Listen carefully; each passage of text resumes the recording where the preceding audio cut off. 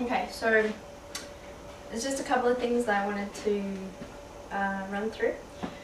First of all, what I call the reverse Yuta, because it's taken from Yuta's, something that Yuta uses to finish a lot of his routines, or what I've seen him finish anyway. So here we go. Like that. So if you look closely, the poi have been knotted just once, like that. Similar, you can come when you come out of a hyperloop, or sometimes in a hyperloop, if you don't exit properly, it does that knot thing, so you can use these for hyperloops as well. So that's nothing new, obviously Yuta does that, but what I've come up with a friend of mine, Sam, was what we call the reverse Yuta, which is where you pull your hands apart, you're kind of isolating your body, and it does a line isolation straight up the top, and then it comes out with you cross your arms. So I'll just show you that. Roof's a bit low. So what I did then was when the poi reached their peak, I crossed my arms and then I pull back out into a normal spin. So again.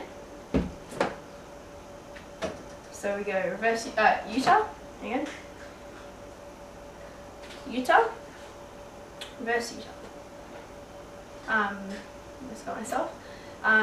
So yeah, so a little combo with that would be like coming into a Yuta, stop, pause, look at the audience, be like, then reverse Yuta, out. Well, that was wrong, but like, hang on. Oh, and I'll show you how to do that coming out of a hyperloop. So you just did it then, unintentionally. Coming out of a hyperloop. So that was a shit hyperloop. So hyperloop, oh, okay, do one extra cross.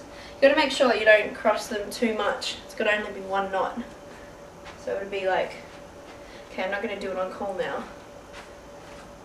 There we go. It's 2 knots. But anyway, same thing, that you can come into it really easily from a hyperloop or from an orbital. So I use them to get out of orbitals as well. There's a shit orbital as well. So if your orbital fails with the getting outness, basically the technicalities is like one has to fall in front and the other has to fall behind. If you're sure of the time I fail it. Sometimes I don't. So into reverse Yuta, like that. So my argument is that this is a line isolation with a knot, basically, with a tangle, like a butterfly tangle, like a Butterfloop. Like a Butterfloop. Actually, something else that I found from Butterfloops was that if you change the axis of the knot from your fingertips to the top of the poi, it does like a double out floaty thing, so like I can't really control them without them moving yet for some reason, which is really annoying. So there they go. They sort of both shoot out to the sides like that. So on the subject of floats, something else that I came up with, which probably is not going to be a very good idea for fire, but you know, that's how I roll, was like a reverse float. So you've got your normal floats, which I'm going to totally fail at right now.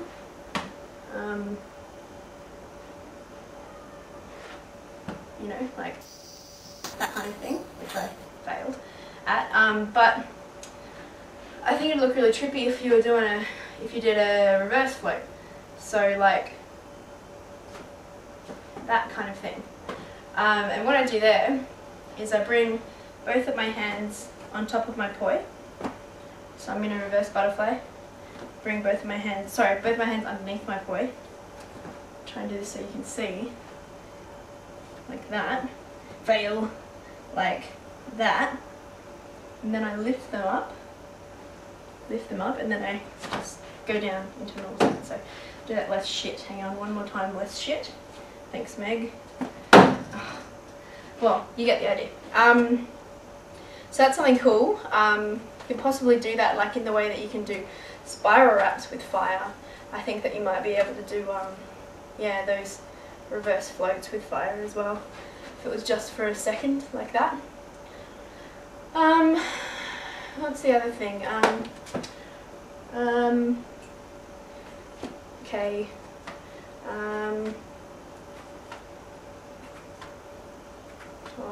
I think that's about it.